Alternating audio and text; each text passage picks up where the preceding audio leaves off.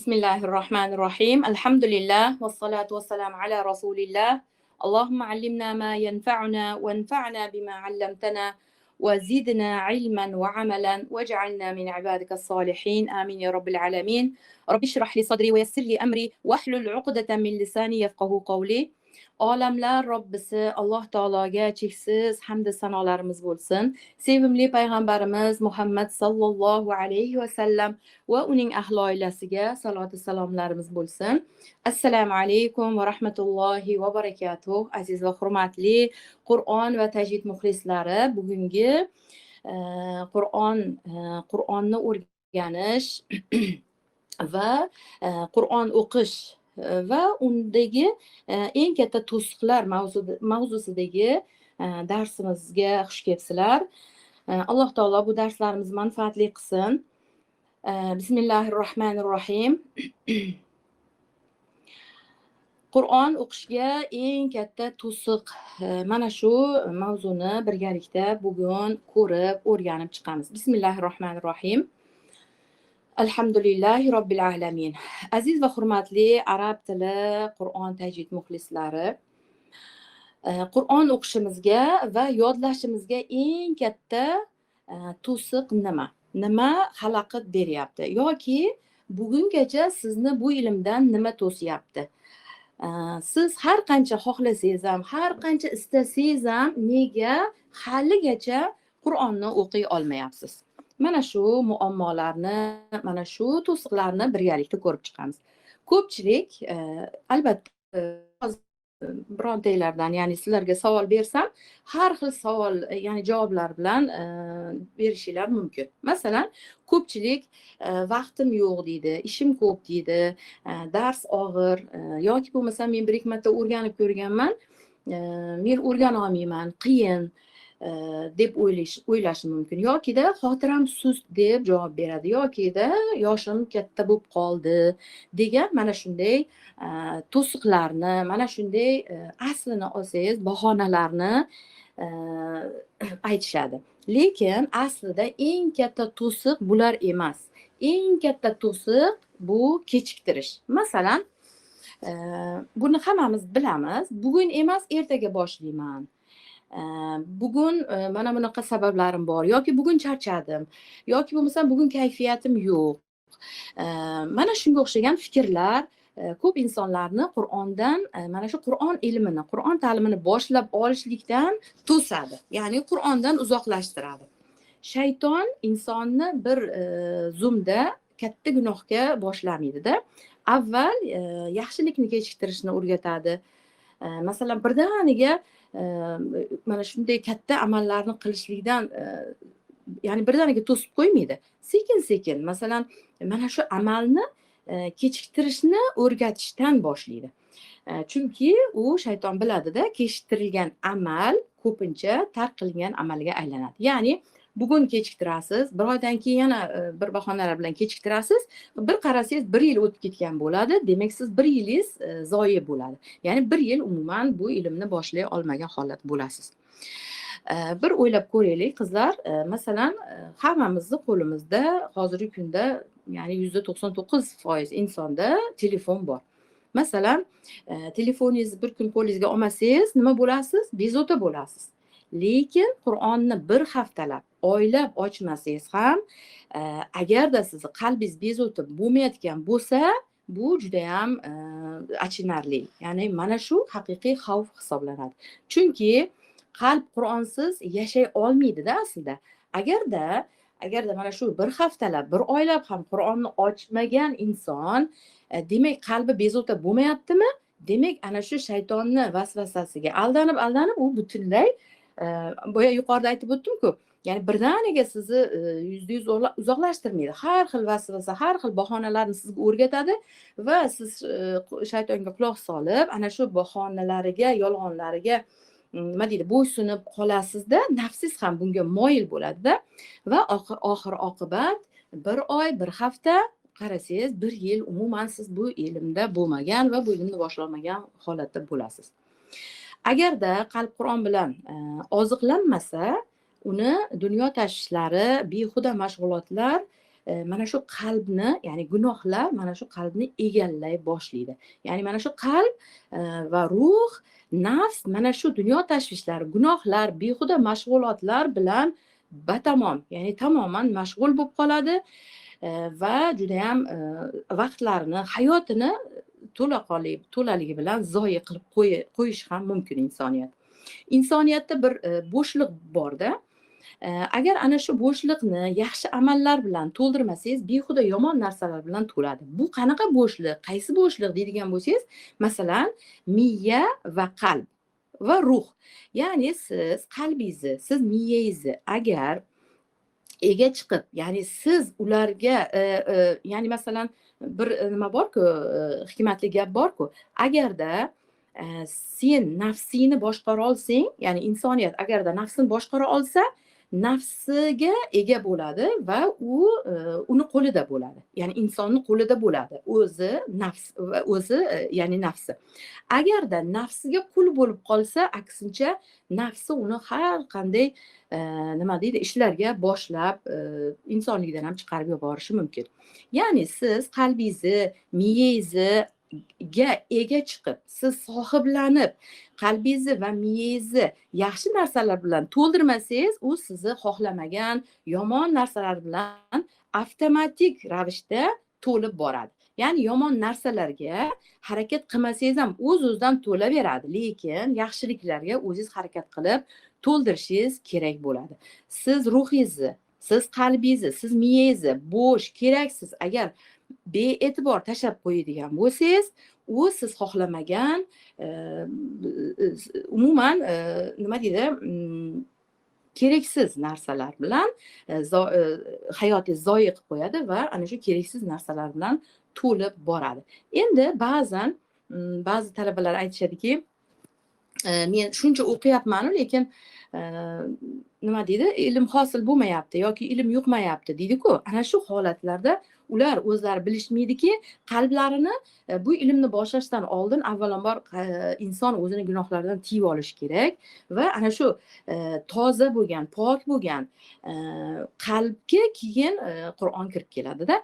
Agarda masalan bir idishda to'la ovqat yoki to'la suv yoki to'la narsa bo'lsa, unga har qancha quysangiz ham u to'lib toshadi. Ya'ni u boshqa o'zini nimasidan, ya'ni massasidan, o'zini nima deydi, razmeridan oshiqcha narsa olmaydi. Ana shunda siz qachonki idishni bo'shatasiz, tozalaysiz, keyin unga o'sha qo'ygan, joylagan narsangiz sig'adi. Xuddi shunga o'xshab, endi qalbni qanday tozalaymiz, qalbni qanday qilib bo'shatamiz deydigan bo'lsak, istig'forlar va yomon ishlardan, ya'ni yomon amallardan, behuda amallardan, foydasi bo'lmagan ishlardan uzoqlashasiz va ko'p istig'for aytasiz va faqatgina qalbingizni, miyangizni, ruhingizni faqat bu dunyodagi yaxshi amallarni qilishlik bilan mashg'ul bo'lasiz, ko'p istig'forlar aytasiz. Ana shunda qalbingiz tozalanadi va sizni ana shu olayotgan ilmingizga, o'qiyotgan Qur'oningizni qalbingizga kirib borishiga joy bo'shaydi. Ana shundagina ilm insonga hosil bo'ladi. Yana bir to'siq bor, u men eplay olmayman degan fikr. Ya'ni juda ham ko'pchiliklar mana shunday fikrga borishadi. Albatta buni ham ba'zi insonlarda sabablari bo'ladi.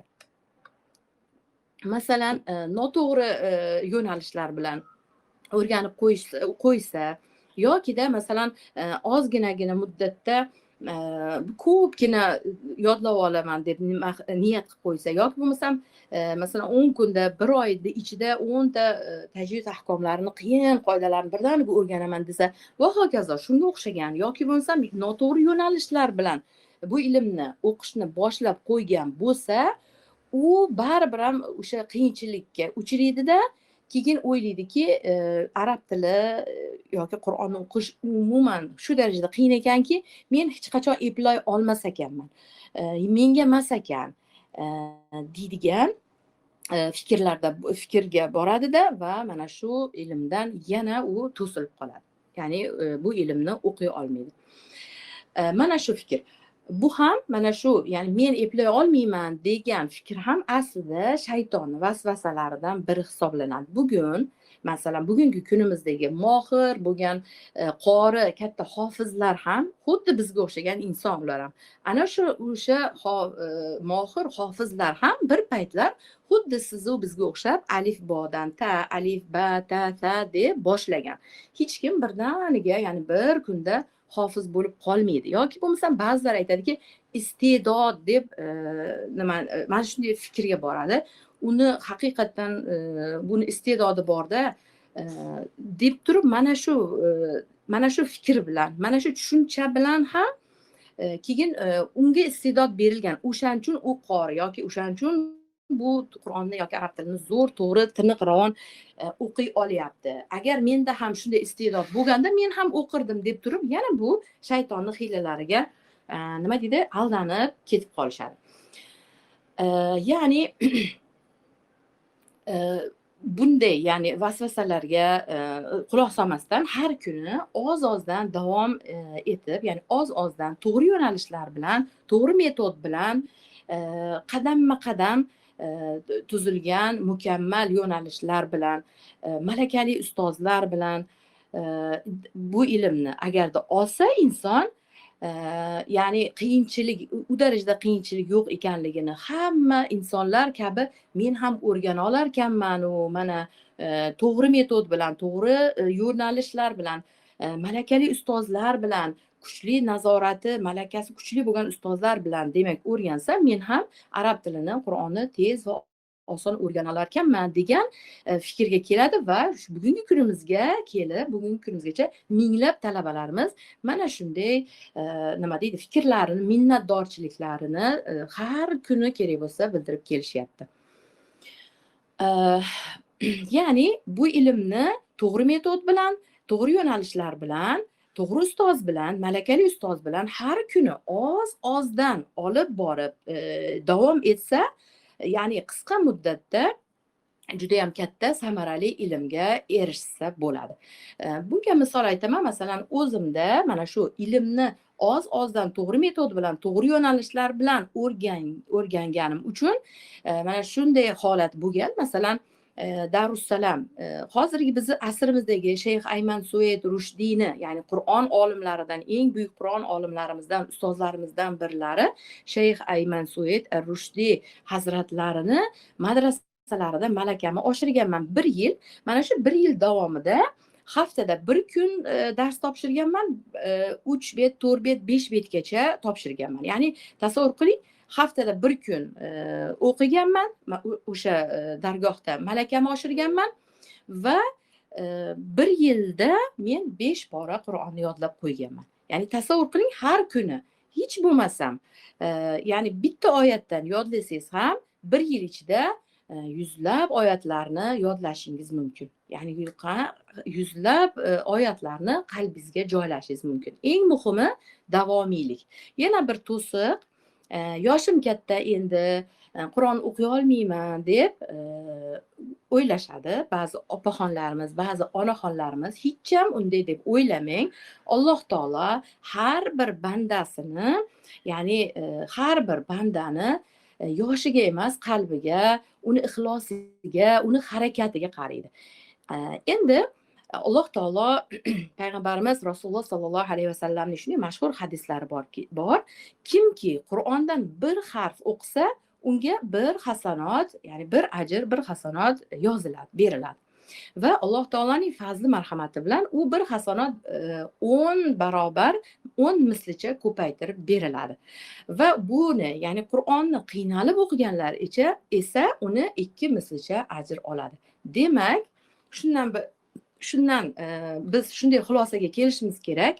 Xossatan yosh katta onaxonlarimiz, yosh katta opaxonlarimiz men endi o'qiy olmayman, endi yoshligimda o'qisamidim deb turib, hattoki ko'zlariga yosh kelib nadomat qilishib, pushaymon bo'lishadi. Endi uni foydasi yo'q. Lekin siz o'ylamang, endi yoshim katta bo'lib qoldi, men o'rgana olmayman demak, sizni, ya'ni sizni Alloh taolo emas, Alloh taolo aslida bilib turadi sizni yoshingizni ham, boshqasini ham.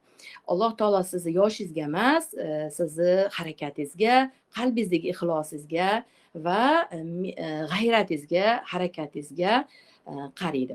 Shuning uchun va buni hozirgi kunimizda ham masalan bizni mana shu Iqro akademiyamizda birinchi bosqichlarni 68 yosh, 70 yosh, 75 yoshgacha eng yoshlari yuqori bo'lgan 70-75 yoshgacha bo'lgan onaxonlarimiz, opaxonlarimiz haqiqatdan juda ham a'lo darajada nima deydi, kerak bo'lsa yoshlardan o'tadigan darajada juda ham zo'r natijalar bilan birinchi marta hayotimda o'qiyapman deb turib ham birinchi bosqichni mana shunday a'lo baholarga o'qib tugatishib, mana shu birinchi bosqich kursimizni so'ngida arab tilini, Qur'onni tiniq, ravon, mukammal tajvid ahkomlariga rioya qilgan holatda tartil, tajvid bilan Qur'onni o'qiy olish darajasida natijalarga erishib kelyapmiz. Har kuni ya'ni har kuni kerak bo'lsa. Mana shuning uchun yoshi katta opaxonlarimiz, onaxonlarimiz hech ham o'ylanmang, demak Alloh taolo siz yoshingizga emas, qilgan harakatingizga, qalbingizdagi ixlosingizga qarab qarar ekan. Yana bir muammo gunohlar va ma'siyatlar. Ya'ni ko'pchilik aytishadiki, men o'qiyman, men o'qidim, 5-6 oy o'qidim, foyda ko'rmadim deydi. Yoki bo'lmasam ustozlarga ayb tutunkiydi, yoki bo'lmasam manhajga ayb tutunkiydi, yoki bo'lmasam boshqa juda ham ko'p bahonalarni aytishadi. Lekin o'zlari bilishmaydiki, agarda bir inson Alloh taoloni mana shu kalomini, bu eng sharafli, eng oliy ilmni o'rganishni boshlashi bilanoq bu ilm shu darajada oliy, eng sharafli ilm bo'lgani uchun bu ilmga ilk qadamini qo'yishi bilanoq shayton tezlik bilan ana shu insonni bu yo'ldan to'sishga harakat qiladi va bu yo'ldan to'sish uchun kuchini bor kuchi bilan harakat qiladi. Endi mana shu yerda biz mana shu shayton endi mana shu yerda hammani har xil bahonasi bo'ladi. Masalan, yoshim katta yoki menga hozir o'qiy olmayman yoki bir nechta muammolarim bor yoki bo'lmasam har xil muammolar, uy, sharoit, bola chaqa boshqa necha xil, ming xil bahonalar bilan yurishdida masalan, buni hammamiz guvohi bo'lyapmiz. Lekin aslida bilishmaydiki, mana shu bahonalarni ana shu ilmni olishga moyilligi bo'lgan. Mana shu ilmni olishni istagan zahotiyoq yoki bo'lmasa birinchi qadamini qo'yishi bilanoq shayton bu yo'ldan to'sadi va har xil bahonalar nafsga yoqmaydi albatta. Ilm olish o'ziga yarasha mashaqqatlar bor. Ilm olishni, ya'ni o'zini harakati bor, mashaqqatlari bor. Mana shu mashaqqatlarini ham nafsga yoqmaydida, shaytonga tezlik bilan taslim bo'lib qo'ya qoladi. Va mana shunday, hozir aytib o'tganimdek, yoshim katta yoki men kasalman yoki meni nima deydi, zehnim olmaydi, yoki bo'lmasam juda ham qiyin yoki shunga o'xshash minglab bahonalar bilan bu nima deydi, bu ilmni hech ham boshlay olmaydi. Yillab kerak bo'lsa, ayni nuqtada turaveradi. Endi ana shu masalan ba'zi qizlar Qur'on o'qishni boshlaydi, ma'lum vaqtga kelganda 1 oy, 2 oy, 5 oy, 6 oy o'qiydida bu ilmni tashlab qo'yadi. Va ana shu yerda har xil nimani sabablarni yoki bahonalarni ustozga yoki manhajga yoki darsni qiyinligiga, nafsiga yoqmaganligini ochiq oydin ayta olmaydida, mana shunday bahonalar bilan bahona qiladi. Aslida bilmaydiki shu talabalar aslida insonni boya yuqorida aytib o'tganimdek, bu ilmni, bu eng oliy, eng sharafli ilmga qadam qo'yishdan oldin, ya'ni bu ilmni boshlashdan oldin ma'siyatlardan, gunohlardan o'zimizni to'liqligicha tiyib olishimiz lozim bo'ladi. Ya'ni masalan qanaqa gunohlar bu deydigan bo'lsangiz, masalan ko'pchilik opa-singillarimiz, muslimalar uyda o'tirishadi. Masalan shunaqa aqlingizga, ya'ni fikringizga shunaqangi bir kelishi mumkin. Ustoz, biz qanaqa ham gunoh qilamiz? Biz uyda o'tirsak, erimizga itoat qilsak, bola chaqamizga qarasak, deb turib biz qanaqa ham gunoh qilardik degan fikrga borishi mumkin.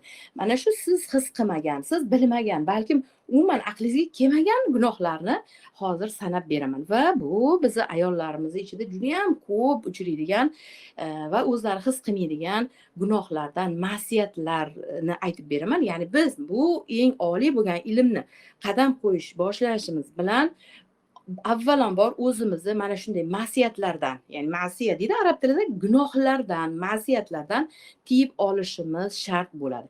Endi masalan bu gunoh, bu ma'siyatlar qanaqa gunoh deydigan bo'lsangiz, masalan, siz kuni bilan hozir bizga telefonni o'zi yetadi-da, bizni butun hayotimizni, butun bizga berilgan bu hayot, vaqtni shunday osonlik bilan bizdan olib qo'yishligiga mana shu telefon yetadi.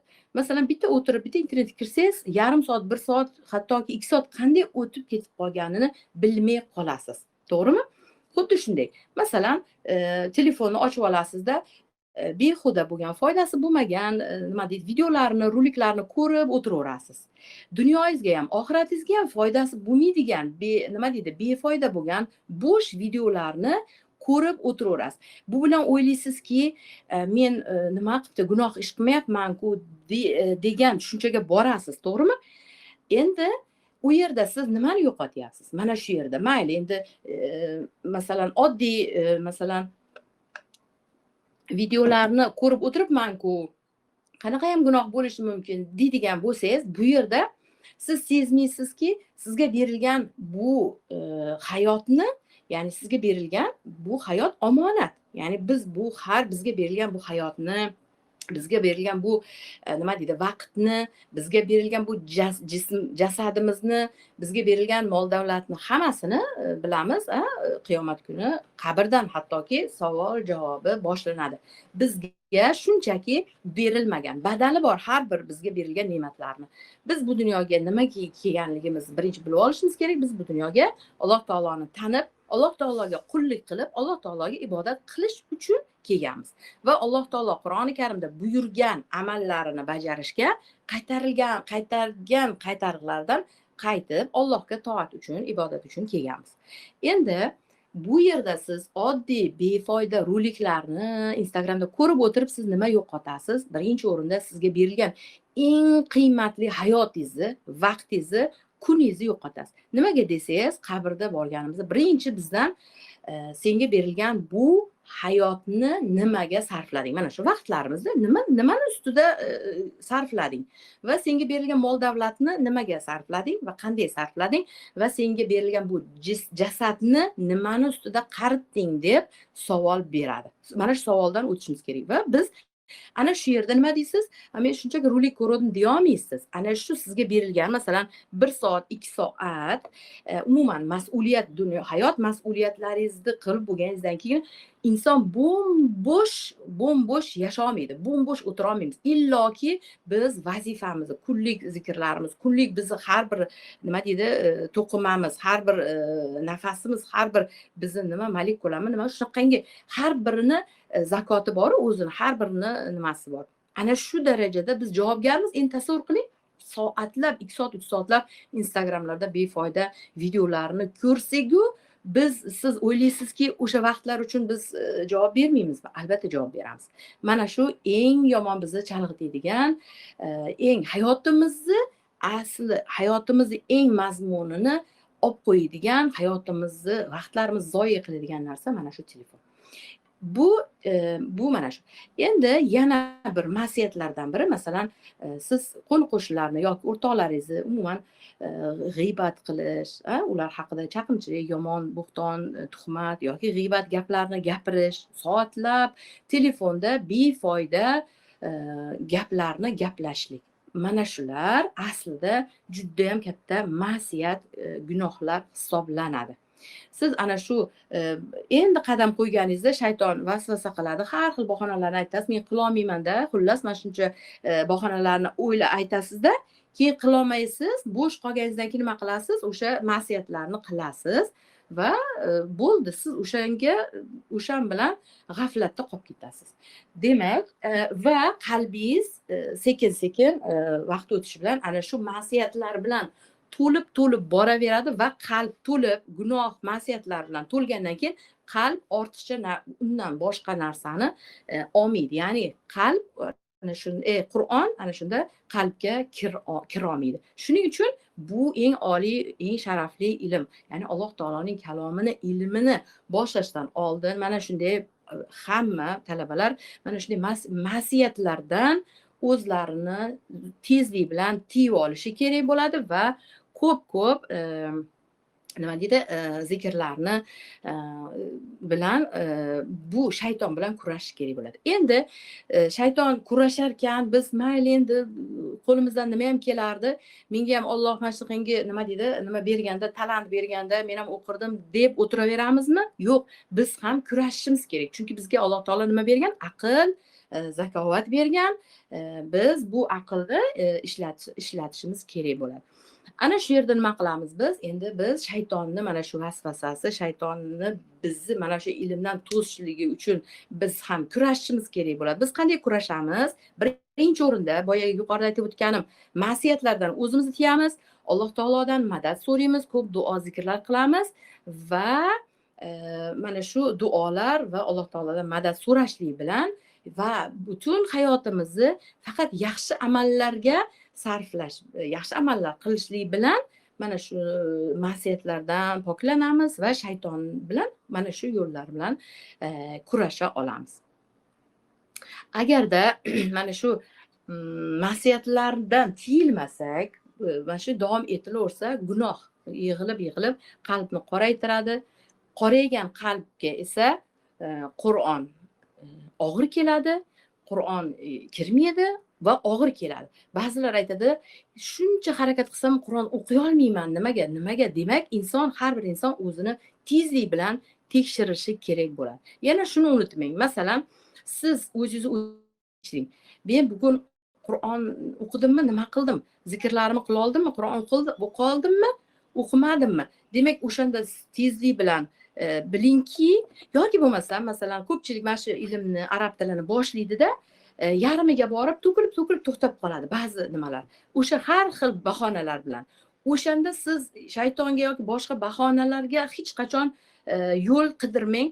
O'shanda tezlik bilan o'zingiz tekshiring.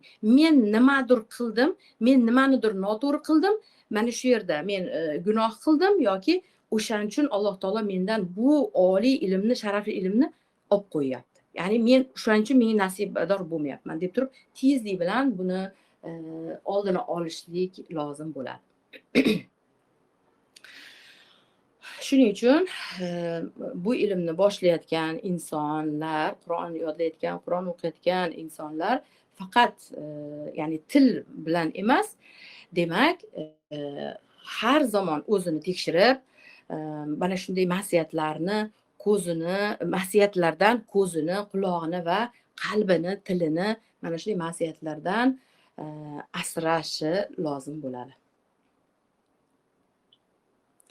Shuni unutmasligimiz kerak, Qur'on sizga, ya'ni Qur'onni sizga ehtiyoji yo'q.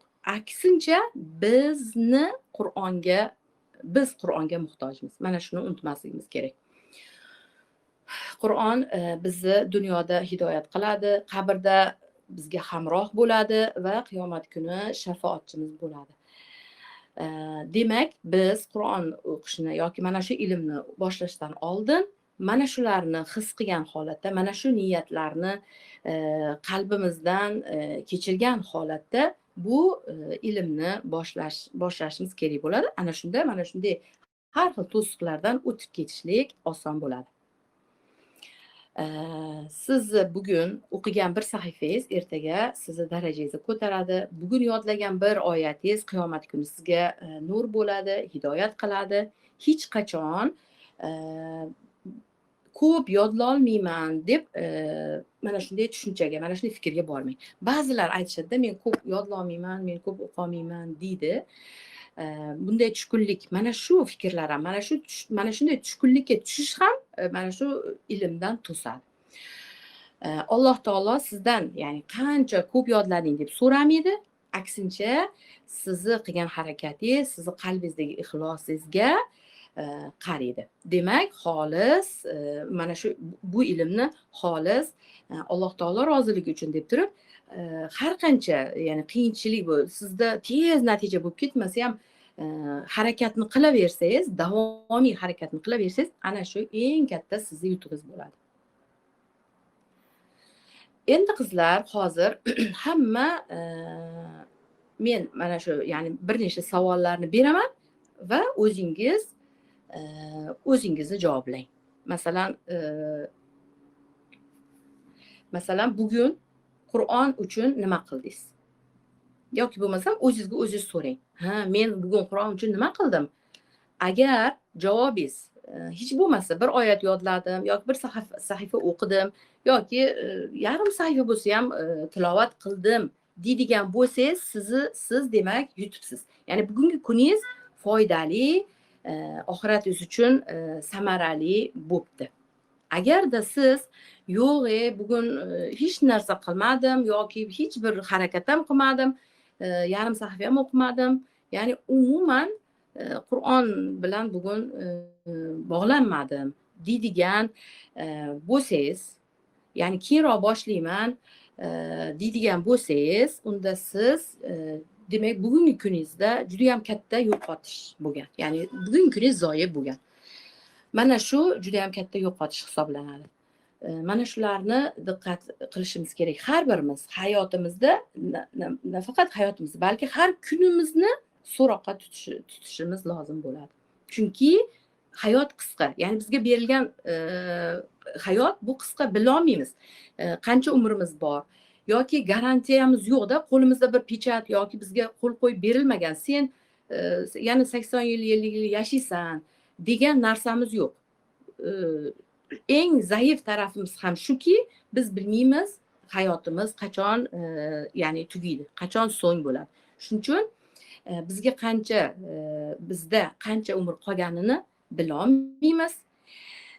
Shuning uchun, lekin shuni bilamizki, bugun biz bormiz, bugun biz yashayapmiz. Mana shu bugun bizga berilgan imkoniyatlar, bizga berilgan kundan, bizga berilgan nafas, bizga berilgan sog'lik, bizga berilgan vaqt, mana shu bizniki. Mana shundan, mana shu kun bizda, mana shu kun bizni qo'limizda. Biz mana shu kundan foydalanib olishimiz kerak. Ya'ni bugundanoq Qur'onni oching. Bugundanoq bir oyat yodlang. Bugundanoq Qur'on o'qishga qadam boshlang. Bugundanoq Qur'on o'qish uchun harakatga o'ting. Bugun agar siz Allohning kalomi bilan bog'lansangiz, ya'ni Allohning kalomi bilan qalbingizni tiriltirsangiz, bog'lansangiz, mana shu sizning yutug'ingiz bo'ladi. Alloh taolo barchamizni Qur'on ahlidan qilsin, Qur'onni qalbimizni bahori qilsin, ko'nglimizni nuri, ko'zlarimizni nuri va oxiratimizni najoti qilsin. Endi aziz talabalarimiz, hozir bizni ancha kunlardan beri, bir necha kundan beri kutib kelayotgan, balkim uzun vaqtlardan beri kutib kelayotgan talabalarimiz bilan, ya'ni siz aziz talabalarimiz bilan test o'tkazamiz. Test deganda, ya'ni test nima degani? Qur'onni o'rganish yo'lidagi test. Buni nima foydasi bor talabalarimizga? Qur'onni o'rganish yo'lidagi test, ya'ni test qilishimizni nimamiz, foydamiz, maqsadimiz kimnidir tanqid qilish yoki uyaltirish yoki haligacha ham Qur'on o'qiy olmayapsiz deyish emas. Bizni bu testni qilishdan asl maqsadimiz har bir o'quvchini, har bir talabani hozirgi darajasini aniqlab olish va keyingi darajaga foydali, unumli, ya'ni keyingi rivojlanishga to'g'ri yo'l ko'rsata olish. Mana shu sababdan har bir nimada o'zi qonuniyat shu, har bir talaba qaysi soha bo'lsa bo'lsin, ingliz tili bo'ladimi, arab tili bo'ladimi, birinchi albatta test qilinadi va uni darajasi aniqlanadi va uni darajasiga ko'ra unga to'g'ri yo'nalishlar bilan davom ettiradiki, ana shunda samarali ya'ni ilm hosil bo'ladi. Yana testni foydalaridan biri shuki, Birinchidan, test o'quvchilarni kuchli va zaif tomonlarini aniqlab beradi. Masalan, kimdir ichimizda masalan yuzlab, minglab talabalar, ya'ni aksari shu kungacha masalan vebinar darslarda ham, undan keyingi testlarda ham biz doim shuni o'rtalama shuni bilib kelyapmizki, 90% talabalar o'qiganman deyishyapti-da. Masalan, o'tgan safargi nimamizda, vebinar darsimizda siz Qur'onni qanchalik o'qiy olasiz yoki arab tilini qanchalik bilasiz? Ya'ni darajangiz mana shu borada so'rovnomamizga, savolimizga 3000 ga yaqin talaba men o'qiganman yoki bo'lmasam men arab tilini ancha o'qiganman. Men arab tili harflarini juda ham yaxshi bilaman, o'rganganman, lekin arab harflarimni nima deydi, o'qiyotganimda talaffuzlarimda xatolar bor. Xuddi arablardaqa mukammal tiniq ravon o'qiy olmayman. Yoki bo'lmasam bir nechta ustozlarda yoki bir nechta kurslarda o'qiganman men. Yoki tajvid ilmini rosa o'rganganman, lekin ustoz nimaga haligacha men Qur'onni tiniq ravon tajvid tartil bilan o'qiy olmayapman degan mana shunday javobni qilishdi. Vallohu alam, hozir bizni eshitayotgan siz aziz talabalarimiz ham aksariylar masalan harflarni bilaman, mana shunday darajada bo'lishinglar mumkin. Ya'ni mana shu test o'quvchilarni darajasini, kuchli yoki zaif tomonlarini aniqlab beradi. Masalan, kimdir harflarni yaxshi taniydi, lekin tajvid qoidalarida mukammal bilmaydi. Yoki bo'lmasam kimdir tiniq ravon o'qiy oladi, tajvid ahkomlarini mukammal bilmaydi. Yokida kimdir shu tajvid ahkomlarini o'rganib olgan, nazariysini o'qishga kelganda arab harflarini arablardek asl mukammal o'qishlari bilan o'qiy olmaydi. Bularni mana shularni aniqlab olish uchun test qilinadi. Yana test qilish vaqtni to'g'ri rejalashtirishga yordam beradi. Barcha o'quvchilarni bir xil darajada emasligini o'rtaga chiqarib beradi. Masalan, 100 ta talaba bo'lsa, 100 tadan masalan 30 tasi juda ham 0 bo'lishi mumkin, 30 tasi o'rta bo'lishi mumkin, yana qolgani masalan yaxshigina o'qiy olishi mumkin. Mana shularni ajratib olish mana shunday foydalar beradi. Test qilish, tekshirish insonni o'zini ustida, ya'ni o'zini kashf qilishiga foyda beradi. Masalan, hozir test qilamiz, hammanglar o'zinglarni kashf qilib olasizlar, ya'ni darajanglarni aniqlab olamiz. Va ana shu darajasiga qarab har bir talaba bundan buyog'iga qanday davom etish yoki qaysi sinfda davom etish yoki bo'lsam qaysi bosqichda davom etish yoki qanday yo'nalishlar bilan nimalarni o'qish, qanday davom etishlarini aniqlab oladi va har bir talaba o'zidagi kamchiliklarni biladi, o'zini kashf qiladi va o'zini mahrajlarini, o'zini darajasini, ya'ni o'zini taniy oladi va o'shanga ko'ra uni ya'ni talaba o'zini tuzatishga harakat qiladi. Natijada ya'ni ana shu test qilib turib undan keyingi to'g'ri yo'nalish, to'g'ri bosqichda davom etgandan keyin ana shu boshlagan bosqichini nihoyasida va o'zidagi juda ham katta bir o'zgarish, yuksalish, o'sishni ko'ra oladi.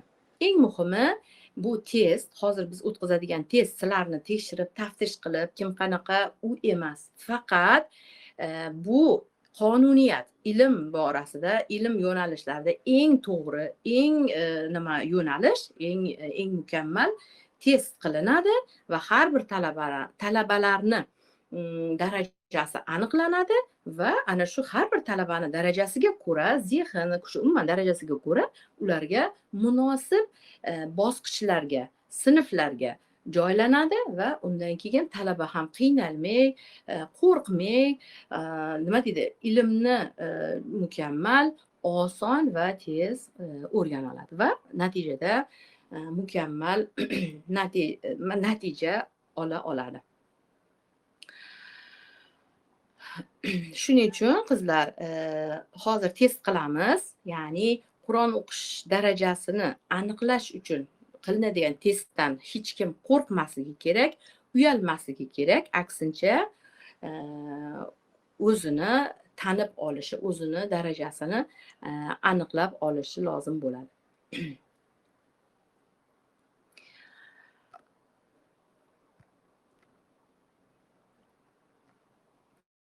Va qizlar, hozir men bu testni qanday qilamiz? Ikki xil test o'tkazamiz. Men hozir ya'ni men mana shu yerda avvalambor hozir testni qilib olamiz. Ana undan keyin yana bir yo'nalish bor, uni ham birgalikda ko'rib chiqamiz.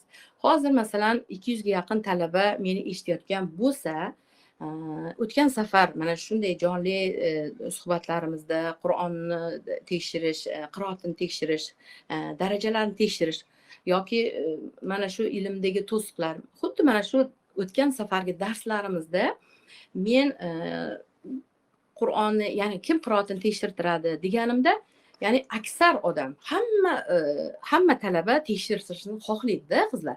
Lekin hozir biz 200 ga yaqin talabani qiroatini tekshirish bu juda ham qiyin, ya'ni bu iloji yo'q. Nimaga desanglar, 200 ga yaqin talabani qiroatini tekshirishtirish uchun juda ham bizga bir 3-4 soat vaqt kerak bo'ladi.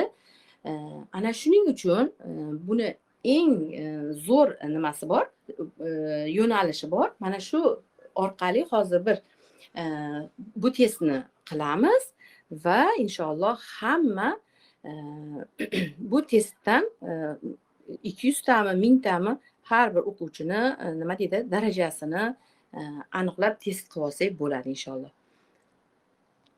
Qizlar, endi hozir ikki xil test o'tkazamiz. Birinchisi birinchi bosqich uchun, ikkinchisi ikkinchi bosqich uchun. Hozir avvalambor birinchi bosqich uchun test o'tkazamiz. Bu test qanday bo'ladi? Xo'p. Arab tilida, ya'ni arab alifbosida, arab alifbosi 28 ta harfdan iborat. Buni hammamiz bilamiz, ya'ni juda ham ko'pchiligimiz bilamiz. Mana shu 28 ta harfni o'qishlik, ya'ni siz qachonki arab tili va Qur'onni, mana shu ilmni o'rganishni boshlaganingizda eng birinchi, ya'ni arab tilini tez va oson o'rganishdagi shu webinar darslarimіздagi 5 ta qadam bor edi, esinglardami? Ana shundan biri, bitta qadam va eng muhimi mana shu arab harflarini to'g'ri o'rganishlik. Hozir men nimaga mana shu arab harflarini, asli 28 ta harfni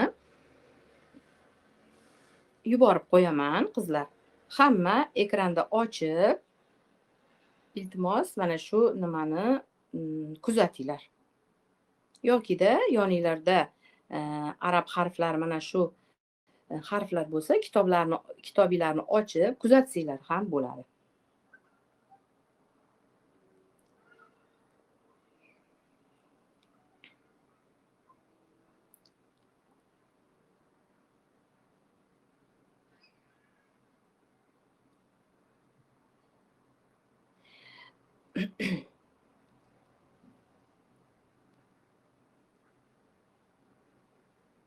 Xo'p.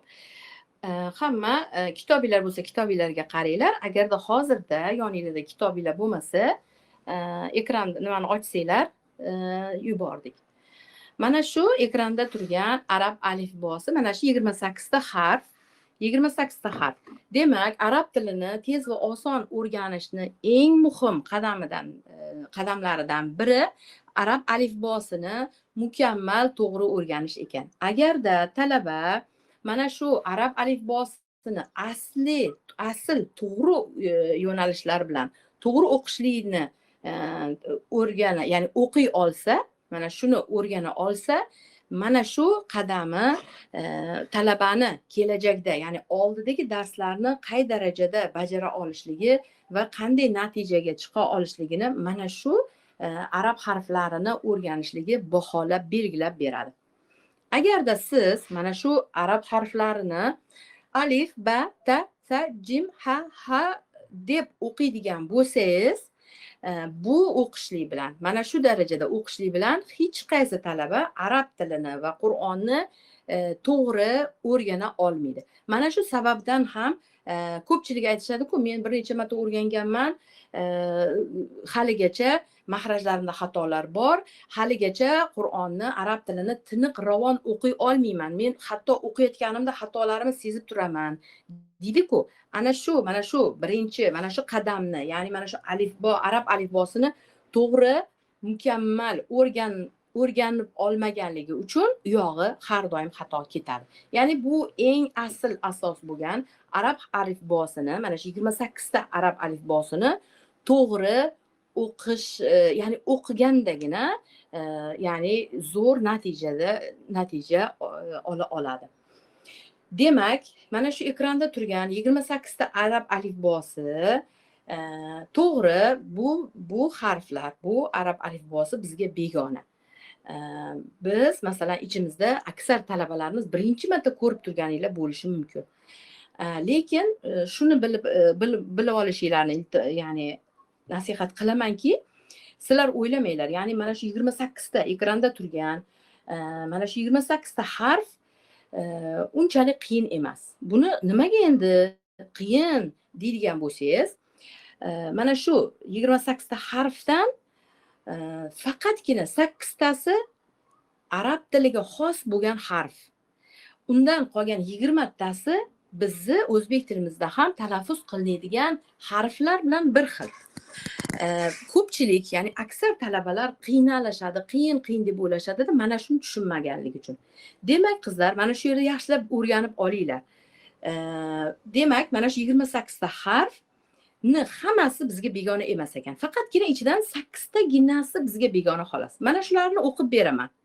Ya'ni bulardan sa, ha, za, sod, bo, to, vo, ayn. Mana ko'ryapsizmi? Mana shu 8 ta harfgina bizga begona. Endi bundan qolgan 20 ta harf, masalan, alif, a, b, t, l, k, m, n, s, sh, j, y, h, masalan, qof, q.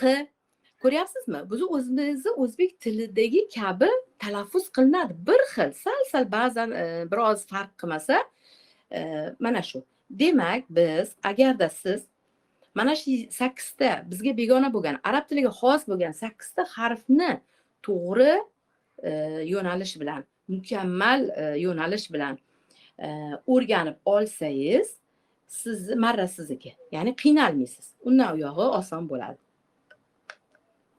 Demak, testni boshlashdan oldin aziz talabalarimiz, shuni yana bir marta men sizlarga bildirib o'tishni istayman.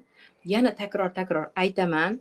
Mana shu qadam, mana shu arab alifbosini birinchi qadam, ya'ni mana shu arab alifbosini mukammal, ya'ni alif, ba, ta, sa, jim, men o'qiganman buni deydigan bo'lsa, u talaba o'rgana olmaydi. Buni o'zingizlar ham his qilib turgan bo'lsanglar kerak. Ichimizda hozir, ustoz, men ham shunaqa qilib o'rganganim uchun o'shaning uchun shunaqa o'qiy olmayapman ekanda degan fikrga borayotgan bo'lsanglar kerak.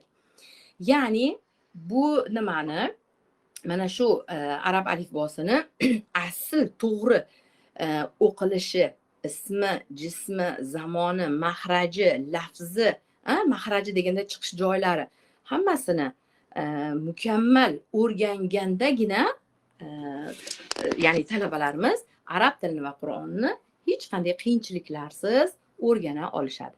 Demak, mana shu juda ham bog'liq ekan. Endi qizlar, test qilamiz. Qanday men mana shu 28 ta harfni asl qanday o'qilishi shart bo'lgan, bu ya'ni mahraji, ismi, jismi, zamoni, miqdorlari va ovoz yo'naltirishlari hammasini qanday o'qilishi kerak bo'lsa, to'g'ri yo'nalish bilan o'qib beraman va siz aziz talabalarimiz yaxshilab tinglanglar. Agarda siz ham ichimizda masalan zo'r o'qiydiganlar bo'lsa, ustoz, men ham xuddi sizdaqa o'qir ekanman. Men ham xuddi mana siz qanday o'qisangiz, xuddi shu darajada ovoz, miqdor, mahrajlari, sifatlari xuddi siz o'qigandek mukammal o'qir ekanman deydiganlarimiz bo'lsa, o'zimizga, ya'ni shaxsan o'zimga tezlik bilan murojaat qilasizlar. shaxsan o'zim sizlar bilan ya'ni nima deydi test qilib jonli qiroatinglarni yana eshitib beraman. Agarda ichimizda aytsangizki yo'q ustoz men boshqacha o'qirganman, bunaqa o'qimas ekanman, menda ancha xatolarim bor ekan deydigan talabalarimiz bo'lsa, sizga zudlik bilan bizni mana shu birinchi bosqich kursimizda o'qishligingiz shart bo'ladi. Nimaga desangiz, sizdagi xatolarni biz malakali ustozlarimiz sizdagi xatolarni birma-bir jonli formatda darsda har bir talaba bilan birga bir ishlab, sizdagi masalan hadagi xatoyingizni qanday o'qiladi, mahraji qayer, uni sifatlarini tushuntirib sizda to o'sha to'g'ri chiqarguncha ishlab to'g'rilab chiqarib beramiz. Yoki bo'lmasam dod harfini juda ham ko'pchilik chiqara olmaydi. Qarang, dod harfini mahraji bu yerda, o'qilishi bunday, ismi, jismi mana bunday o'qiysiz deb turib siz bilan birga bir ustozalarimiz ishlab sizga o'rgatib, sizdagi hamma xatolarni to'g'rilab berishadi. Demak, qizlar, yaxshilab tinglanglar, testni boshlaymiz. Bismillahirrohmanirrohim.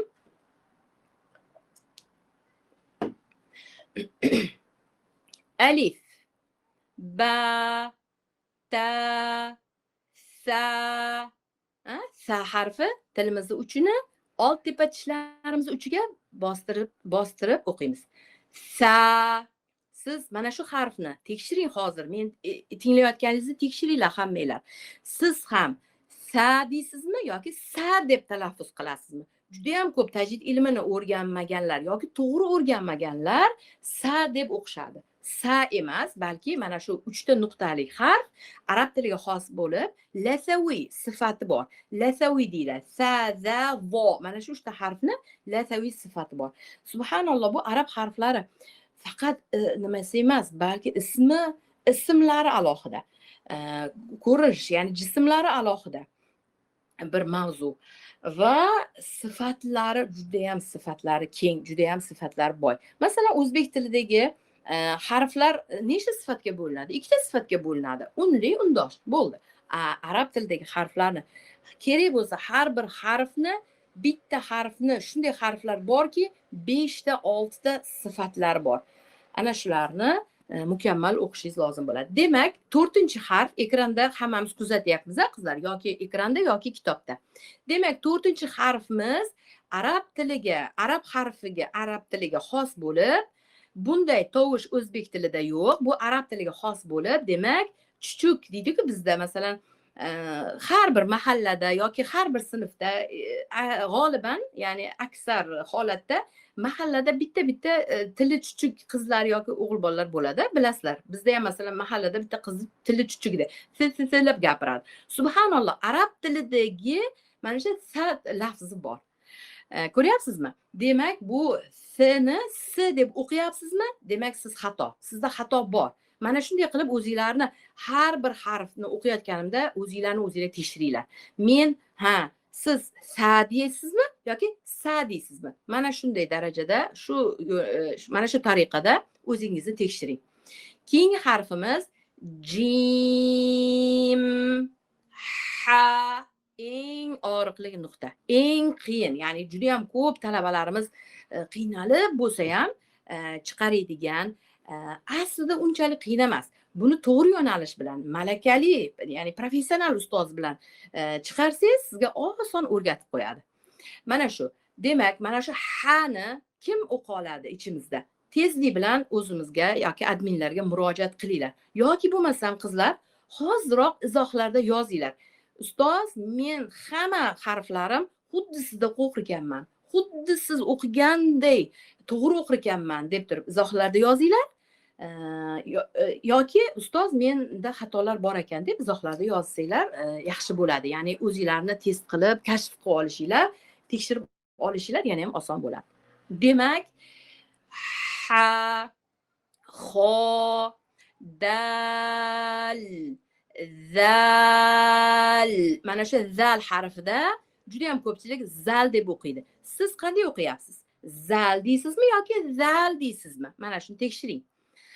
Ro, za, sin, shin, sod, dod. Mana shu dod harfi eng qalin, eng qiyin harf. Ya'ni albatta ko'pchilikka qiyin, lekin bizni yo'nalishlarimizda, bizni malakali ustozlarimiz bilan inshaalloh hech ham qiynalmay oson sizga o'rgatib, xatolaringizni to'g'rilab beramiz. Demak, dod harfini mahraji ikkita orqa tillarimizni yonlarini tepa oziqchishlarimizga bostirishlik bilan talaffuz qilinar ekan. Bod. Siz ham mana shuni talaffuz qila olyapsizmi, qila olmayapsizmi? Mana shuni tekshiring. Eng go'zal dodni sahobiylarimizdan Umar radhiyallohu anhu eng go'zal dodni o'qir ekanlar. Dod harfini talaffuz qilishda, ya'ni mahrajida o'ng tarafni bostirib talaffuz qilsa ham bo'ladi, chap tarafni o'zini tepaga bostirib talaffuz qilsa ham bo'ladi. Lekin eng afzali, eng kuchli dod ikkala tarafni ham bostirishlik bilan talaffuz qilinadi va eng go'zal, eng kuchli dodni Umar radhiyallohu anhu talaffuz qilar ekanlar. To, mana shu to harfini ham ko'pchilik to deydi yoki misol tga o'xshatib qo'yadi. Bu ham xato. O'zingizni tekshiring. Siz to deya olyapsizmi yoki deya olmayapsizmi? Izohlarda yozing. Vo, ayn. Ayn harfi ham mana shu yuqoridagi ha harfi bilan ikkala harf bitta mahrajdan chiqadi. Halqumni o'rtasini ohistalik bilan, siqishlik bilan talaffuz qilinadi. Ayn. Bu juda ham muhim. Mana shu yerda juda ham muhim bir masalani aytib o'tib ketaman, qizlar. Agarda ichimizda hamma namoz o'qiydi, Alloh rozi bo'lsin. Arab tilini o'rganmagan bo'lsa ham, Qur'onni tiniq, ravon, mukammal o'qiy olmasa ham, juda ham minglab opa-singillarimiz namoz o'qishadi. Fotiha surasini, Ixlos, Falaq, Nas, 2-3 ta Qur'onlarni ota-onasi yoki buvilar yodlatib qo'ygan. Ana shu xato holatida o'qishadi, lekin bunga jiddiy qarashimiz kerak-da qizlar. Nimaga desanglar, webinar darslarimizda ham aytib o'tdik. Yana eslatib o'taman, bu juda ham muhim bo'lganligi uchun. Mana shu kimda, ichimizda qizlar, hozir kimda ayn harfi chiqmasa, unda sizlar tasavvur qiling, har kuni 5 mahal namozingizda 32 marta Fotiha surasini takror o'qiysiz. O'qiymiz hammamiz. Siz ana shu kimda mana shu ayn harfi chiqmasa, Fotiha surasining birinchi oyatini xato o'qiyapti. Bu juda ham nima? Endi meni aynim chiqmaydi-da, men endi tajvid ilmini o'qimaganman-da deb beparvo bo'lmanglar. Bu juda ham ehtiyot bo'lishimiz kerak bo'lgan harf. Bu harf chiqmasa, demak siz har kuni Fotiha surasini xato o'qiyapsiz. Qanday? Ya'ni bo'lib ham og'ir, qo'pol xato bilan o'qiyapsiz.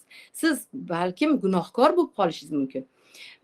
Buni men sizga yana bir misolda eslatib o'taman. Masalan, Fotiha surasining birinchi oyatida qanday o'qiymiz?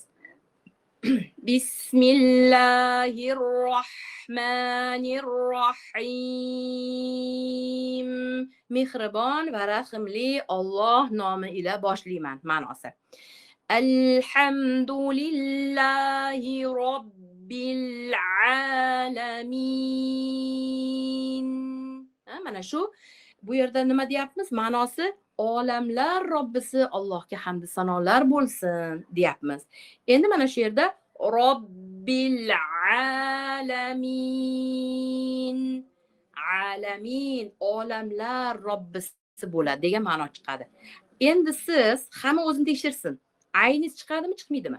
Agarda siz ayningiz chiqmasa, nima deb o'qiyapsiz? Robbil alamin deb a bilan, hamza bilan o'qiyapsiz.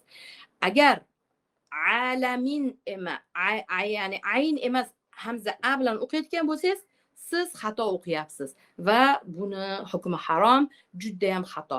Ya'ni ma'no o'zgarib ketyapti. Alamin olamlar, alamin alam og'riq degan, og'riqlar degan. Ko'ryapsizmi? Bunga juda ham e'tibor berishimiz kerak, aziz talabalarimiz.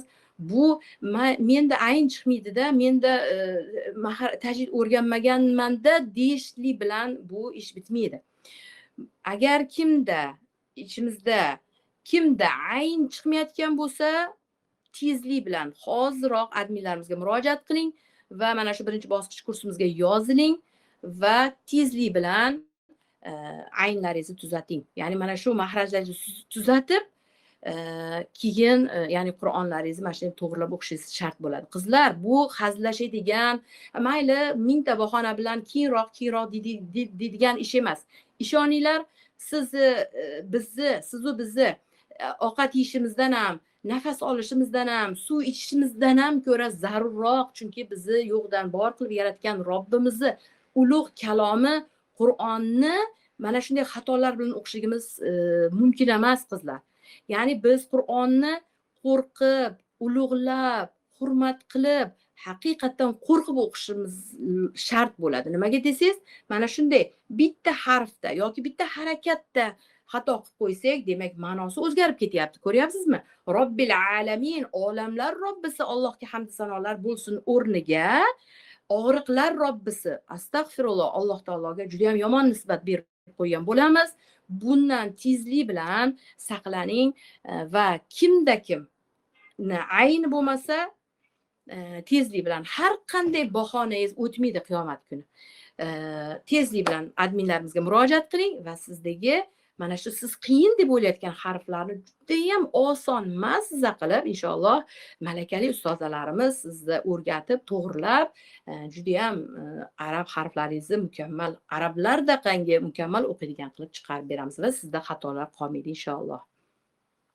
Keyingi harfimiz g'oyn, fa, qof, kaf, lam, mim, nun, vav, ha, lam, alif, ya.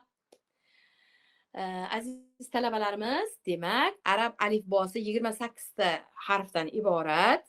Bizga begona, ya'ni mana shu harf sizni ko'zingizni qo'rqitib yubormasin. Buni ham tushuntirdim. Nimaga desangiz, 8 taginasi bizga begona bo'lgan harf. Undan qolgan lam, la, mim, nun, kaf, s, sh biz o'zimiz o'zbekchada bor harflar. Bularda qiynalmaysizlar. Demak, mana shu 8 ta harfni mukammal o'rganishni oson va tez o'rganib olishni istasangiz, hoziroq adminlarimizga murojaat qiling. Sizni mana shu kurslarimizga yozib qo'yishadi va mazza qilib tez kunlarda, ya'ni boshlanadi va tez va qisqa muddatda zo'r natijalar bilan inshaalloh siz ham arab tilini va Qur'onni tiniq, ravon, tajvid tartil bilan o'qiy olasiz inshaalloh.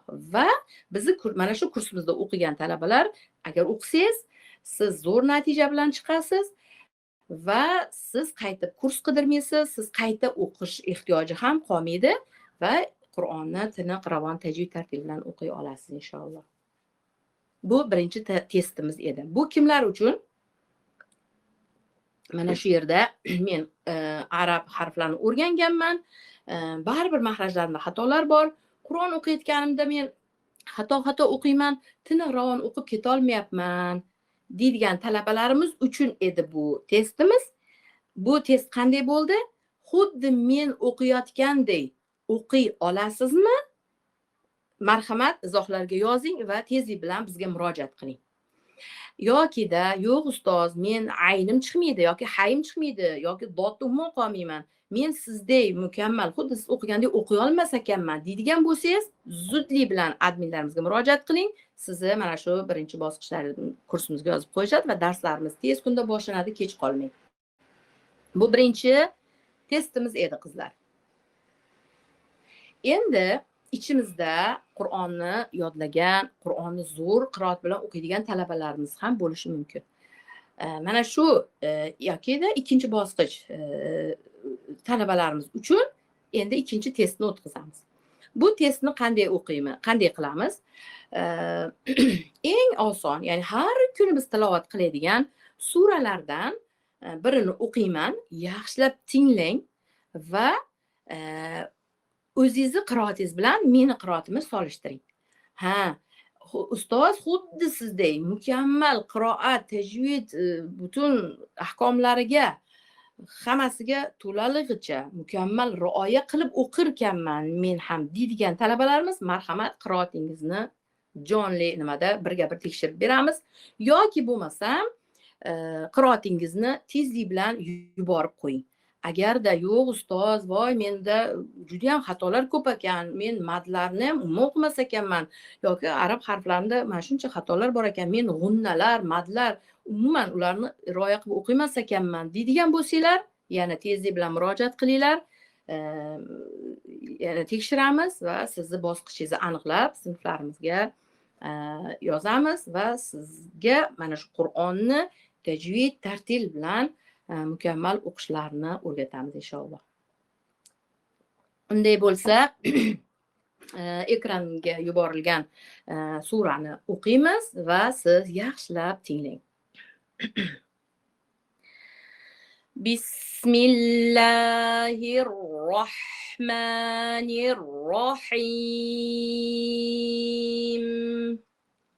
Elhamdülillahi Rabbil alamin. Errahmanirrahim. Maliki yevmiddin. İyyâke na'budu ve İyyâke nesta'in. İhdinas sıratal müstakim. صراط الذين أنعمت عليهم غير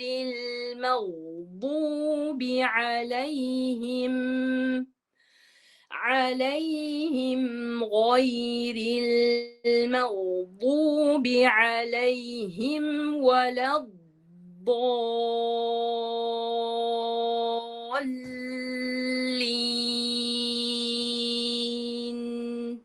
Amin. Rost bo'lasizlar, biroz tobim yo'q, ya'ni tomog'imda hali yaxshi bo'lmagandim, lekin Alloh taolo ya'ni qodir qilgancha mahrajlariga, nimalariga, ahkomlariga rioya qilib o'qishga harakat qildim. Endi bizni tinglayotgan aziz talabalarimiz ichimizda bo'lsa, ustoz, men ham xuddi shunday har bir harfni mahraji, ismi, jismi, zamoni, miqdori, har bir ovoz oqimlari, harflarni sifatlari, umuman tajvid ahkomlariga xuddi sizdek mukammal, to'liq rioya qilib o'qiyman deydigan qizlarimiz bo'lsa, marhamat, qiroatinglarni kutamiz, tezlik bilan qiroatinglarni yuboringlar. Agarda ichimizda yo'q ustoz, men umuman na madlari, na ahkomlariga rioya qilmay o'qirkanman deydigan talabalarimiz bo'lsa, zudlik bilan mana shu birinchi bosqich darslarimizga yozilishinglarni nasihat qilib qolaman va mana shu kursimizda, birinchi bosqich kursimizda sizga tajvid ilmini noldan, mana shu sizdagi boyagi 28 ta harfni o'qilishidan boshlab, mukammal o'qilishidan boshlab, toki tajvid ilmini amaliy va nazariy, sukunli nun va tanindagi katta qoidalar, maddagi katta qoidalar barchasini qoidalar bilan o'rgatamiz va sizda bironta ham xato qolmaydi. Tajvid ilmini mukammal amaliy va nazariy o'rgatamiz va mana shu kursimiz so'ngida sizdagi hozir siz o'zingiz bilib turgan va o'zingiz his qilib turgan xatolar birontasi ham qolmaydi, xatolar ketadi va inshaalloh Qur'onni tajvid bilan, tartil bilan o'qiy olasiz inshaalloh. Mana bu ikkinchi testimiz edi. Aziz talabalarimiz, endi kursimizga oid bo'lgan, kursimizga haqida savolinglar bo'lsa, berishinglar mumkin. Qo'linglarni ko'tarsanglar, mikrofoninglarni ochib beraman va savolinglarni bemalol berishinglar mumkin. Va yana shuni aytib o'taman, ichimizda balkim qoriya qizlarimiz boridir. Marhamat, qo'l ko'tarsanglar, sizlarga ham so'z navbatini beraman. Mikrofon, ya'ni qo'l ko'targan qizlarimizni mikrofoninglarni ochyapman. Qizlar, mikrofoninglarga qarab, savolinglar bo'lsa bemalol boshlashinglar mumkin. Marhamat.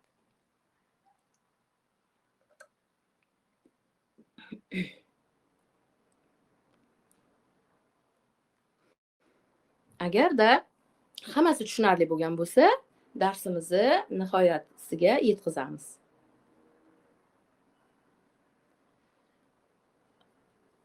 Qo'l ko'targan qizlarimiz, mikrofoninglar ochildi, qarab qo'yinglar. Savolinglar bo'lsa, bemalol berishinglar mumkin.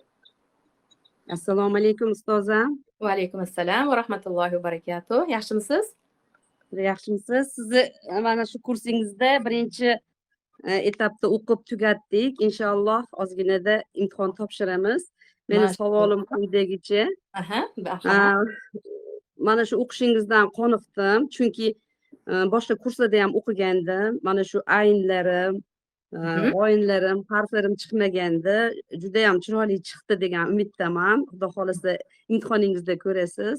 Inshaalloh. Yana keyingi dars yaxshilab tayyorlang. Xudo xolasa. Savolim shundan iboratki, ikkinchi guruhga o'qimoqchimiz. Keyingi etaplarimiz qanaqa bo'ladi? Shuni yozdim-amu, to'la mukammal javob ola olmadim. Shuni bermoqchi edim. Yaxshi. Ikkinchi bosqich. Birinchi bosqichni tugatgan talabalarimiz. Birinchi bosqichda nimalarni o'rganamiz? Hozir men mana shu 1 soat davomida tushuntirib bergan nimalarim va darajalarim birinchi bosqichda o'qiladi. Yana bir qisqagina aytib o'taman. Birinchi bosqich 3 oy davom etadi.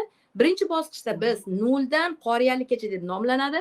Bu bosqichimizda o'sha arab harflaridan boshlab hattoki umuman hech narsani bilmayman degan talabalarimizni ham yoki men o'qiganman, xatolarim ko'p degan talabalarimizni ham mana shu birinchi bosqich darslarimizda harflardan boshlab ya'ni boshlab toki tajvid ilmini amaliy va nazariy qoidalar bilan amaliy o'rgatamiz va bu kursimiz so'ngida siz arab tilini, Qur'onni tiniq, ravon, tajvid, tartil bilan o'qiy olasiz. Hozirda yuzlab talabalarimiz %99% talabalarimiz zo'r natija bilan ikkinchi bosqichga o'tyaptilar. Endi masalan ba'zi talabalarimiz yaxshi natijaga bilan, ya'ni birinchi bosqichni tugata olmagan, masalan sanoqlarni yaxshi qilmagan, darslarni berilgan vazifalarni jiddiy, juda ham shijoat bilan, g'ayrat bilan biz bergan yo'nalishlar, hattoki darslarni necha sanoq qilib qanday tayyorlashingizgacha biz o'rgatamizda. Ana shularga to'liq rioya qilmagan talabalarimiz, o'tolmay qolgan talabalarimizni ham yana biz yordam berib, yana 1 oy ular bilan tayyorlov, yana boshqatdan ulardagi kamchiliklarni tayyorlab, mukammal darajada chiqarib, yana imtihon qilib, ikkinchi bosqichga o'tkazamiz. Ya'ni bizda inshaalloh Alloh taoloning izni bilan hech bir natijasiz talaba bo'lmaydi inshaalloh.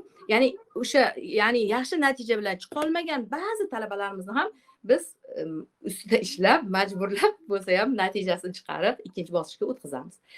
Bu birinchi bosqich darslarimiz. Endi ikkinchi bosqich, siz birinchi bosqichni tajvid ilmini amaliy va nazariy o'rganib, sizni qiroatingiz, tajvid, ya'ni Qur'onni tiniq, ravon o'qiy olyapsiz. Shu darajada natijaga erishdingiz va imtihonlardan a'lo bahoga o'tdingiz va ikkinchi bosqichga qabul qilindingiz. Endi ikkinchi bosqichda o'qiymiz. Ikkinchi bosqichimiz 8 oy, taqriban 10 oy davom etadi. Ya'ni 8 oy aslida, lekin har juzda biz haftalab masalan murojaat, jivorlar qildirganimizni hisobiga nima qilganda o'rtalama 8 va 10 oy davom etadi. Bu 8 va 10 oy davomida 4 juz Qur'ondan, ya'ni Qur'ondan 4 juz yodlaymiz. Birinchi, ya'ni ikkinchi bosqichga o'tdingiz. Birinchi juz amma, hatto isti'ada, a'udhu billahni o'rgatamiz, basmalani qanday o'qilishi va sura Fatihani o'qib o'rganamiz, qiroat, tajvid, tartil bilan yodlaymiz va juz amma, Nas, Falaq, Ixlosdan boshlab bir juzni yodlaymiz. Mana shu 2 oy davomida mana shu bir juz yodlaymiz va yodlab tugatganimizdan keyin tajvid, qiroat, tartil bilan qizlar va hifzi juda ham kuchli darajada bo'ladi. Biz bularning yo'nalishlarini ham o'rgatamiz. Namozlarda ham vazifa beramizki, ana shu suralarni o'qib, pishiq yodlashliklari uchun. Va mana shu tarzda, mana shu yo'nalishda birinchi juz yodlab tugatamiz tajvid, tartil bilan. va bir hafta, taqriban bir hafta biz murojaat, ya'ni jamlash, pishirish, takror haftasi bo'ladi, imtihonga tayyorlov bo'ladi. Keyin imtihon qilamiz. Imtihondan yaxshi a'lo bahoga o'tganlarda ikkinchi juz taborakni boshlaymiz. Xuddi shu yo'nalishda juz taborakni o'qiymiz, takror murojaat yodlaymiz, takror murojaat qilib ikkinchi imtihon bo'ladi. Imtihondan zo'r o'tganlarni, ya'ni a'lo bahoga o'tganlarni uchinchi juz mujadalani yodlaymiz. Uchinchi juz, ya'ni juz mujadala ham xuddi shu yo'nalishda tugaydi. To'rtinchi juzga mashhur suralardan Yasin, Voqea, Ar-Rahman suralarini bir juz programma shu nima joylaganmiz. Demak, ikkinchi bosqich darslarimiz 8 oy davom etadi. 4 juz Qur'on yodlaymiz. Undan keyingi bosqichlarimiz, 3-bosqich yuqori hifz guruhlari, ya'ni qoriya qizlarning guruhlari davom etaveradi. Rahmat ustozim. Sog' bo'ling. Alloh taolo ana shu ikkinchi bosqichlarda inshaalloh muvaffaqiyatli bo'lsin hammanglarga. Rahmat, salomat bo'ling. Qizlar, yana savolinglar bo'lsa, berishinglar mumkin.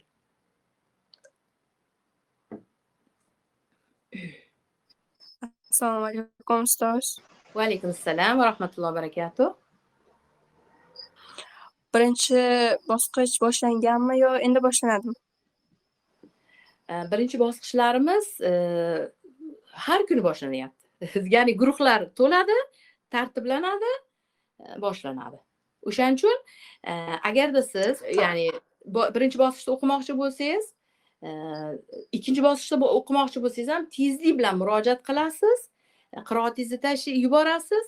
Sizni qiroatingizga tekshiramiz, unga qarab nima qilamiz? Bosqichga joylaymiz va tez kunda darslar boshlanadi. Siz murojaat qilishingiz bilan, uzog'i bilan 3 kun, 4 kunda darslar boshlanadi. Ya'ni tushundira oldim? Ko'p kutmaysiz. Demak, xohlagan paytda yozish mumkin-da, shunaqami?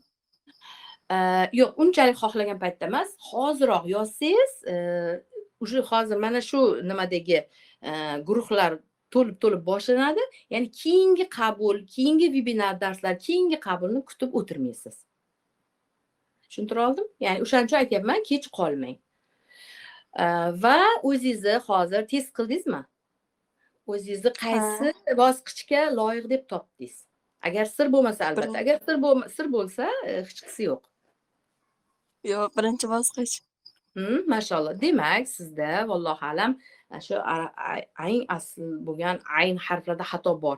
Boya yuqorida aytib o'tdim-ku, aziz talabalarimiz. Bu mayli keyin o'qirman, hozir u bu deb turib 100 ta bahona bilan o'tkazadigan narsa emas. Rostini aytsam, hayot mamot masalalar. Nimaga desangiz, siz boya aytdim-ku, ayningiz chiqmayaptimi? Demak, siz har kuni namozda, ya'ni har kuni Fotiha surasida xato o'qiyapsiz. Ana shu aynni a deb o'qishlikni hukmi bu qo'pol xatoga kiradi, hukmi harom. Payg'ambarimiz Rasululloh sallallohu alayhi vasallam aytganlarki, har bir Qur'on o'quvchi mu'min va mu'minaga, har bir Qur'on o'quvchi muslim va muslimaga tajvid ilmini o'rganib, unga tatbiq qilib o'qishligi, ya'ni Qur'onni tajvid tartil bilan o'qishligi farz ayn degan. Mana shunga rioya qilgan holatda har bir mu'min inson, har birimizni vazifamiz tezlik bilan tajvid ilmini o'rganib, ya'ni xatolarimizni to'g'rilab, keyin Qur'on o'qishligimiz shart bo'ladi. Ya'ni bu o'ylab ko'radigan masala emas. Shunga, ya'ni diqqat qilishinglarni nasihat qilgan bo'lardim. Tushunarli bo'ldimi? Agar sizda xatolar ko'p bo'lsa, tezlik bilan adminlarimizga murojaat qilsangiz, sizni mana shu birinchi bosqich kursimizga yozib qo'yishadi va darslarimiz tez kunda boshlanadi inshaalloh. Aha, rahmat kattakon. Sog' bo'ling. Xo'p.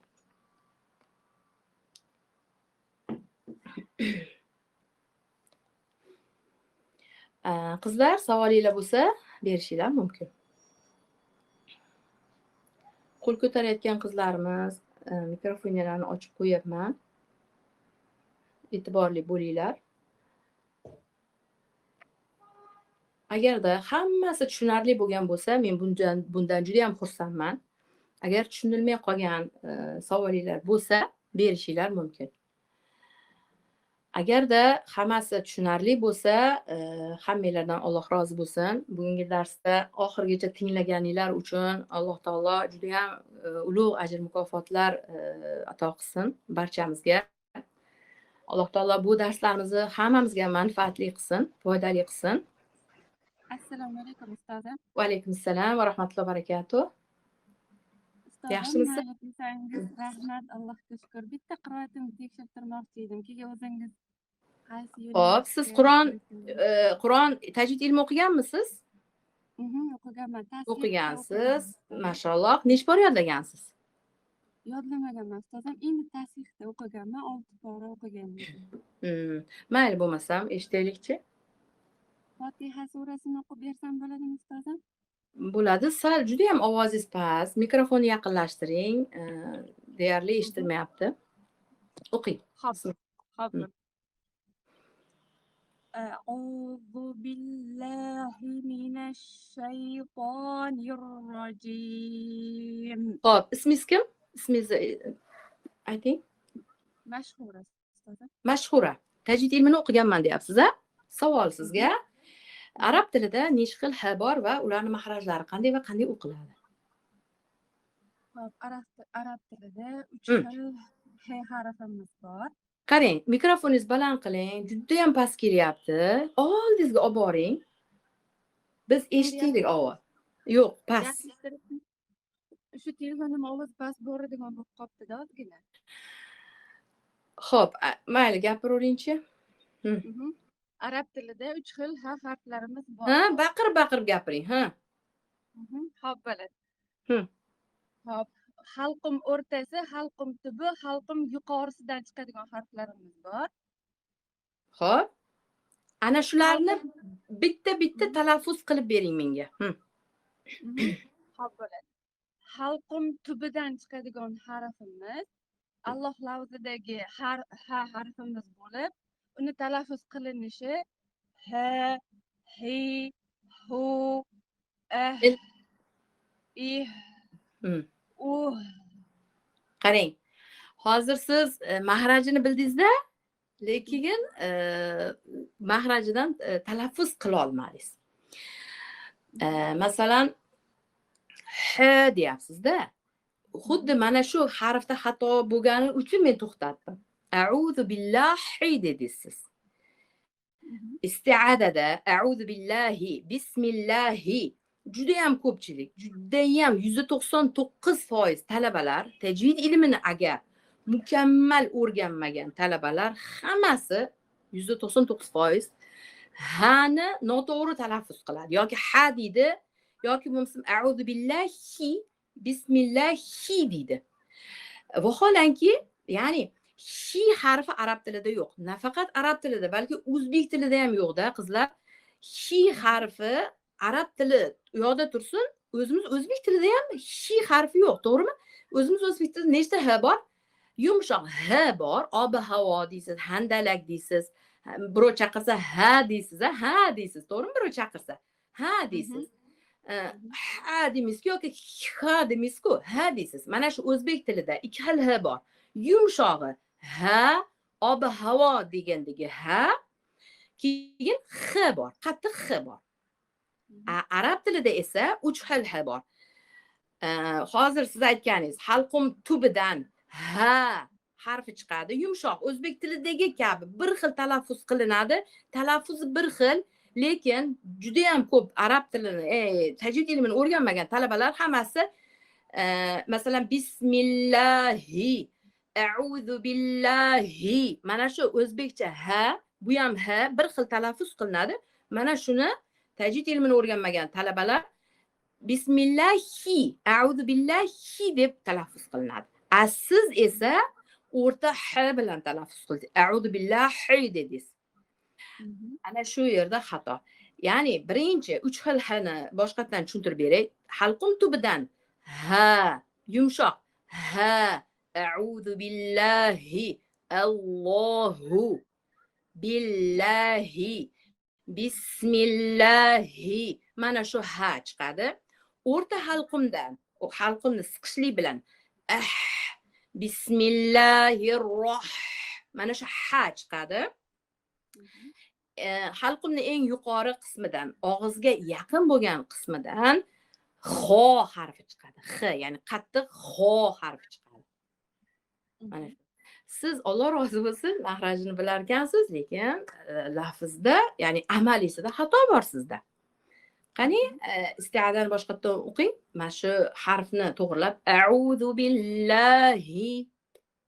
Ho'p.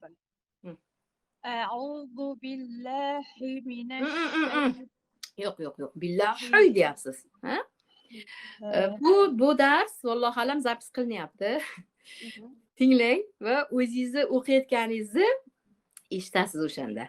Va yana ham bilasizki, xatoyingizni ya'ni zo'r ajratib olasiz. Hop. Yana ozgina o'qing mayli. Demak, hayizda juda ham katta xato bor. Ya'ni, qaranglar qizlar, arab, ya'ni Qur'on qiroat qilayotganimizda xatolar qizlar, avvalambor xato deymiz. Avvalambor xatoni o'zini tanib olishimiz kerak-da. Xato deydi, lekin o'sha xatoni bilmaydi, to'g'rilay olmaydi. Uning uchun to'g'ri ustoz bo'lish kerak.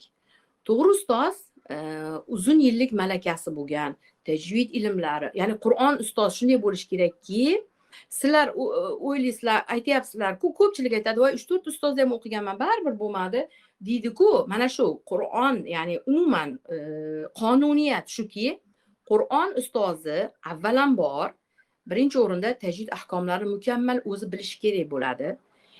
Mahrajlarida umuman xatosi bo'lmasligi kerak bo'ladi. Ana undan keyin ana shu to'g'ri ilmni o'rgatish kerak bo'ladi-da. Bu ya'ni juda ham ko'pchilik afsuski xatolari bor, xatolarini o'zi bilmaydi, o'rgatadi. Mana shu birinchi xato. Avvalambor inson o'zi xatolarini to'g'rilash kerak bo'ladi. Ma'lum, ya'ni professional ijozasi bo'lgan, Qur'onda mukammal, ya'ni shahodatlari, ijozalari bo'lgan ustozdan o'tkazish kerak bo'ladi. Amin bo'lish kerak bo'ladi. O'sha ustoz, "Ha, mana endi sen men guvohman. Mana shu Qur'oni Karimni tiniq, ravon, mukammal, xatosiz o'qiyapsan. Men bunga kafilman. Endi dars bersang bo'ladi" degan shahodatni, degan ijozatni, degan sertifikatni olgandan keyin dars berish kerak-da. Mana shunday yengil qarashliklar, xatolarimiz ko'p bo'lganligi uchun inson o'zidagi xatolarni bilmaydi-da, xato o'rgatib qo'yadi va o'rgangan talaba ham xato ketadi. Mana shu. Endi xatolarni oldin bilishimiz kerak bo'ladi. Xatolar necha qismga, xato qanday bo'ladi? Xato necha qismga bo'ladi? Qur'onni qiroatida, Qur'on tilovatida xatolar 2 qismga bo'ladi. Lahn jali, lahn xafi. Subhanalloh, ismlarigacha bor. Bu Qur'on ilmi, arab tili ilmi shu darajada fazilatli, shu darajada keng ilmki, buni oxiri yo'q. Va qarang, xatolarni ham qismga bo'lgan xatolarni ham ismi bor. Demak, birinchi xato lahn jali, ismi lahn jali, bu o'ta qo'pol xato, juda ham yomon xato, og'ir xato, hukmi harom. Bunday o'qishligimiz umuman mumkin emas. Xo'p, bunday xato qanday sodir bo'ladi deydigan bo'lsanglar, arab harflarida sodir bo'ladi. Ya'ni zani za deb qo'ysa yoki bo'lmasam aynni a deb qo'ysa, mana shu arab harflarida dotni da deb qo'ysa, toni ta deb qo'ysa, sani sa deb qo'ysa yoki bo'lmasam zani za deb qo'ysa yoki chuchuk zani za deb o'qib qo'ysa. Demak, arab harflarida va harakatlarda dommani o'rniga kasra, kasrani o'rniga domma qilib harakatlarda va harflarda xato bo'lsa, mana shu xatolar ismi lahn jali, hukmi harom, og'ir, hukmi qo'pol, hukmi harom. Bunday o'qilishlik umuman qat'iyan mumkin emas qizlar. Bunga juda ham qattiq e'tibor beringlar, qattiq diqqat qilinglar. Boya misolni aytdim. Bitta harf bilan kalima, ya'ni oyat umuman 1000 gradusga o'zgarib ketyapti va u ham mayli Alloh taologa yomon nisbat berib qo'yiladi. Mana shuning uchun payg'ambarimiz Rasululloh sollallohu alayhi vasallam tajvid ilmini o'rganib, Qur'onni tajvid tartil bilan tatbiq qilib o'qishlik farz ayn deganlar. Bularni rostdan ham diqqatga olinglar, juda ham jiddiy qaranglar. Bu birinchi xato. Ikkinchi xato esa lahn xafiy deyiladi. Xafiy degani yengil xatolar. Hukmi yengil xato, hukmi siz u bizga, ustozlar va talabalarga hukmi makruh. Makruh amalni ham makruh ekan, endi yengil xato ekan deymizmi? Yo'q, siz u bizga makruh. Biz bu xatolarni ham to'g'rilab o'qishimiz kerak bo'ladi. Bu qanday xato? Bu qanday sodir bo'ladi deydigan bo'lsangiz, masalan, Qur'on qiroat qilayotganda, tilovat qilayotganda harflarni mahrajlaridan mukammal to'g'ri o'qimaslik ham kiradi va g'unnalarni, madlarni, idg'om, ixfo, sukunli nun tanvindagi qoidalarni, madlarni umuman e'tibor bermasdan o'qishlik. Bu qanday bo'ladi deydigan bo'lsanglar, masalan, asli qanday o'qilishi kerak? Ya'ni mana shu makruh, ya'ni lahn xafiy, yengil xato qanday bo'ladi deydigan bo'lsangiz, ana shu g'unna, madlar, umuman tajvid ahkomlariga e'tibor bermay o'qishlik. Masalan, Bismillahirrohmanirrohim. Amma yatasaalun anin naba'il azim alladhi hum fihi mukhtalifun kalla sayalamun thumma kalla sayalamun. Ma'nosi buzilmasa ham juda ham Qur'onga hurmatsizlik, juda ham xunuk o'qishlik bo'ladi. Ya'ni Qur'onni payg'ambarimiz Rasululloh sollallohu alayhi vasallam zayyinu fil qiroatikum deganlar. Qur'onni, ya'ni qiroat qilayotganinglar ziynatlilar. Ovozinglarni go'zallashtiringlar. Ya'ni bor qo'lingizlardan kelgancha go'zallashtirib o'qishga harakat qilinglar degan. Ya'ni zayyinu fil aswatikum, ya'ni ovozinglarni go'zallashtiringlar qiroat qilayotganinglarda deganlar payg'ambarimiz Rasululloh sollallohu alayhi vasallam. Nimaga? Chunki bu Qur'on Alloh taoloning kalomi, oddiy kitoblar emas. Hech qaysi bir insonni, hech qaysi bir Qur'on o'quvchi insonni Qur'onni xato bilan o'zi xohlagandek menga bo'laveradi deb unaqangi xato o'qishlikka haqqimiz yo'q, qizlar. Bu juda ham ya'ni qo'rqishimiz kerak. Ehtiyot qilib, ya'ni siz va bizni nafas olib ovqat yeyishingizdan ham zarurroq bu ilmni o'rganish. Mayli, keyinroq o'rganarman, hozir sharoitim, kasal, balo-battar, mingta sabablar o'tmaydi, qizlar. Juda ham bunga ehtiyot bo'linglar. Demak, ikkinchi xatomiz nima ekan? Boyagi g'unna, madlarga, tajvid ahkomlariga e'tibor bermay o'qishlik. Bunday o'qishlik kimlar o'qiydi? Qur'onni mensimaganlar, Qur'onni hurmat qilmaganlar, umuman bunday o'qishlik mumkin emas. Qur'onni biz hurmat qilib, ulug'lab, qo'rqib, ehtiyotlab o'qishimiz kerak va har bir harfidan, har bir nuqtasidan ajr umid qilib o'qishimiz kerak. Asli qanday o'qiladi? Bismillahirrohmanirrohim. عما يتساءلون